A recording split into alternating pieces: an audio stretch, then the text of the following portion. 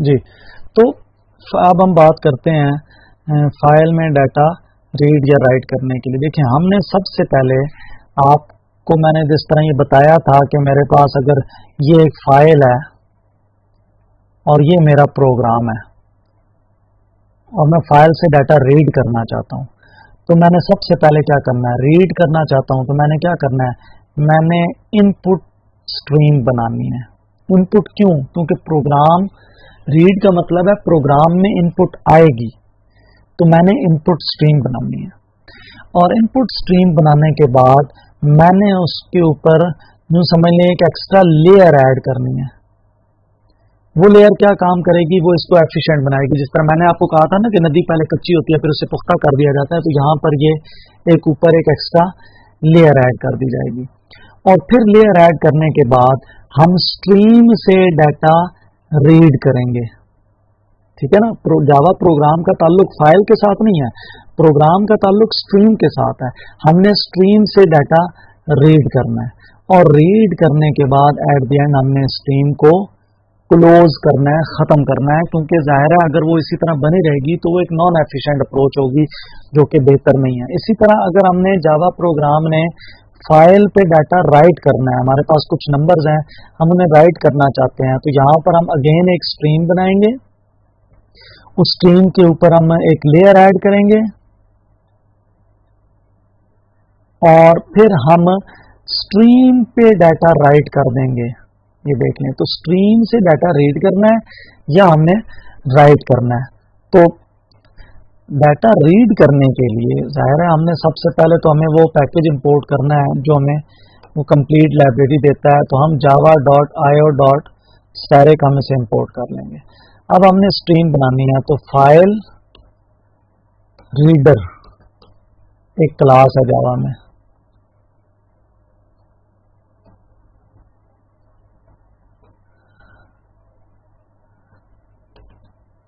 ٹھیک ہے.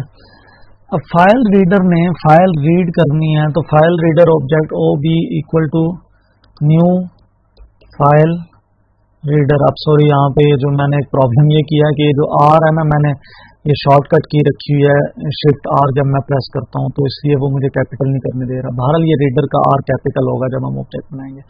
تو فائل ریڈر کا ہم نے آبجیکٹ کریٹ کرنا ہے. کہاں سے ڈیٹا ریڈ کرنا ہے, یہاں پہ آپ نے وہ پاتھ دینا ہے لائک ای اور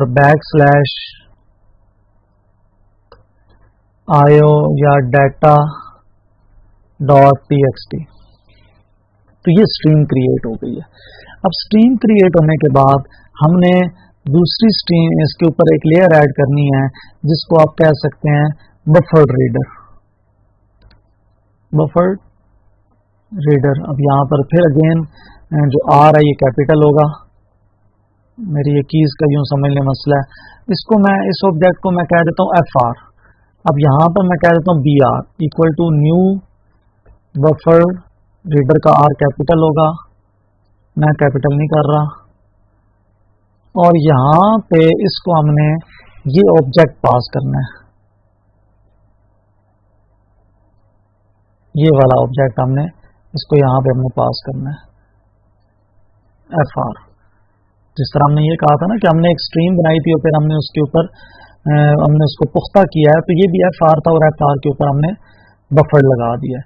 بفر ریڈر جو ہے, بفر یہ کہا یہ جاتا ہے کہ جس طرح فار ایگزامپل میں یہاں سے ایک کریکٹر انٹر کرتا ہوں, ایک بٹ ہے 1.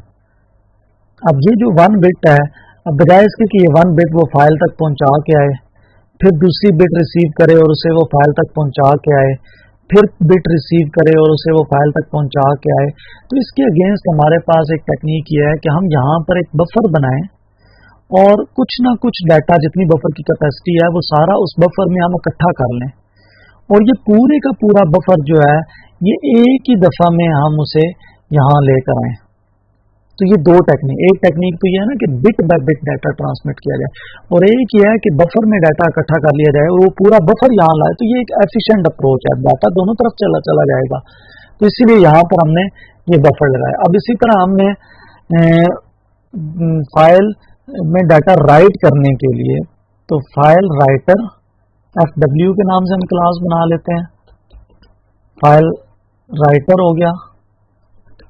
अब फाइल राइट, डाटा राइट कहाँ करना है, उसी फाइल में राइट करना है। तो ये हमने डाटा डॉट txt ये डाटा हमने राइट कर दिया। अब ये राइट में, अगर राइट में फाइल वहां मौजूद नहीं होगी तो ये फाइल ऑटोमेटिकली क्रिएट कर देगा। और यहां पर हमारे पास एक और क्लास है प्रिंट राइटर, pw कह रहा हूं इसको मैं, और इसको मैं ये वाला fw पास कर दूंगा। ये वाला fw मैंने इसको पास कर दिया, ये मैंने fr इसको पास किया था और ये fw इसको पास कर दिया। अब मेरे पास दो स्ट्रीम्स बन गई, ये 4 स्ट्रीम्स नहीं बनी, 2 स्ट्रीम्स बनी है। एक स्ट्रीम ये बनी है फाइल से डाटा रीड करने के लिए, और एक स्ट्रीम ये बनी है डाटा राइट करने के लिए। रीड, अब हमने जो कम्युनिकेट करना है वो br से रीड करना है और pw पे हमने राइट करना है। तो अब अगर हमने डाटा रीड करना है तो ये जो br है डॉट रीड लाइन, उसका एक फंक्शन है, ये हमें स्ट्रिंग दे देगा।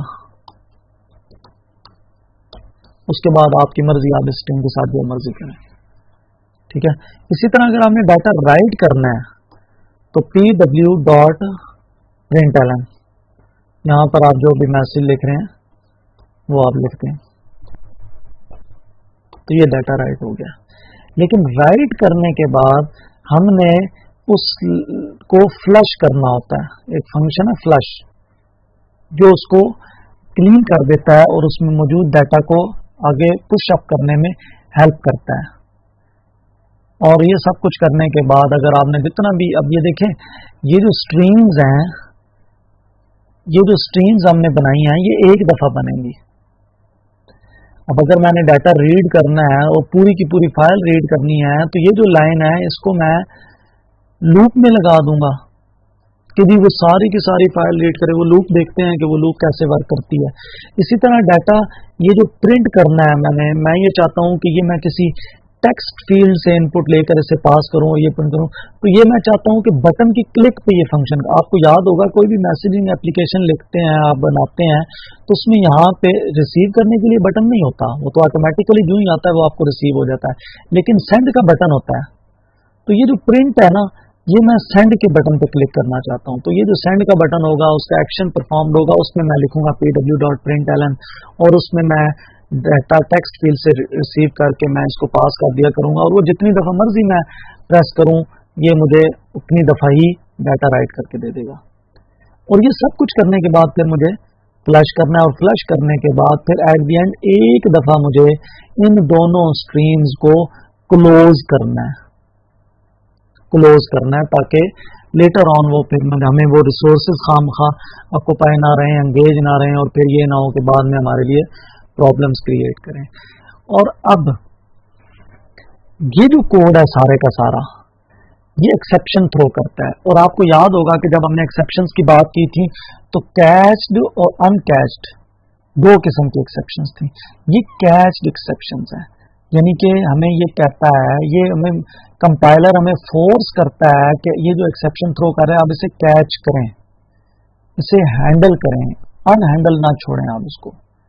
यानी कि हमें ये कोड जो है वो ट्राई कैच के ब्लॉक में लिखना पड़ेगा, ट्राई कैच के ब्लॉक में हमें ये कोड लिखना पड़ेगा, ताकि अगर इसमें कोई एक्सेप्शन आता है तो उस एक्सेप्शन को हम कैच कर सकें। और जावा बहुत सी जगहों पे हमें कंपाइलर फोर्स नहीं करता, वो कहता ठीक है आपकी मर्जी, आप हैंडल करना चाहते हैं ठीक है, नहीं हैंडल करना चाहते ना करें। लेकिन यहाँ पे और इस तरह के और भी बहुत से सिनेरियोज हैं, उनमें से एक ये है कि जहाँ पे हमें ये फोर्स किया जाता है कंपाइलर की तरफ से कि नहीं आपने इसको लाजमी हैंडल करना है, आपने इसको ट्राई कैच के ब्लॉक में ही लिखना है। तो अब हम नेक्स्ट वीडियो में हम देखेंगे कंप्लीटली इक्लिप्स के अंदर कोड को चला के कि हम कैसे डाटा को रीड या राइट कर सकते हैं।